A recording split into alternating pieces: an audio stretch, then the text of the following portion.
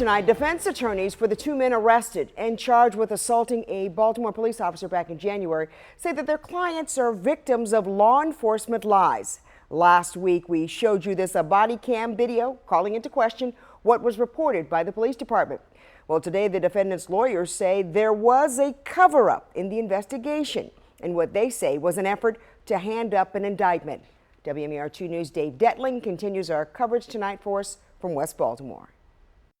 Well, what happened on this sidewalk back in January has been questioned all along. Defense attorneys say new documents provided by the state's attorney's office shows a cover-up and change in narrative by the police department. We have very serious concerns about whether or not some information, false information, perjury perhaps, was brought before the grand jury in the indictment of these matters. Defense attorneys Natalie Feingar and Hunter Pruitt are calling out the investigation by the Baltimore City Police Department involving their clients, Zain Abdullah and Donnell Burgess, and their alleged assault on Sergeant Simpson back in January.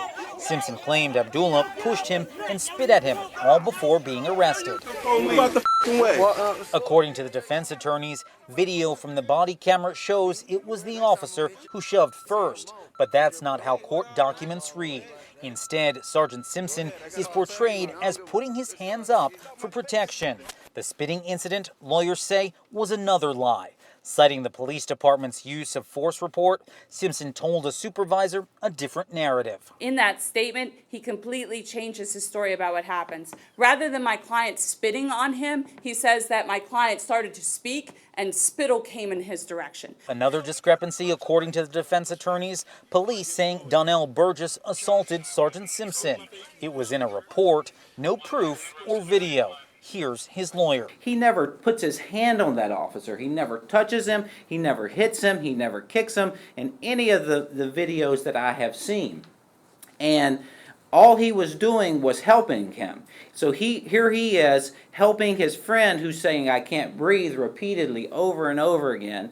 And what does that get him? The police commissioner comes out and calls his actions criminal. These lawyers say the police department and the state's attorney's office needs better oversight or an overhaul, especially when looking at evidence both written and caught on camera. And there needs to be a greater publication of body-worn camera footage anytime there's a use of force by a police officer. It needs to be able to be reviewed by the press, by civilians, by some other body that can look at it objectively, because clearly the police will do a great deal to justify what happens on the streets. Well, defense attorneys are calling on the state attorney's office to dismiss these cases. According to the police department, the video has been handed over to the Public Integrity Bureau for further review. As for Mosby's office, they sent us this statement saying, "We cannot legally or ethically comment on an open and pending case or investigation still under review, as in this case at hand. As always, we will be transparent with the public about our decision and publish any relevant information if and when the time comes."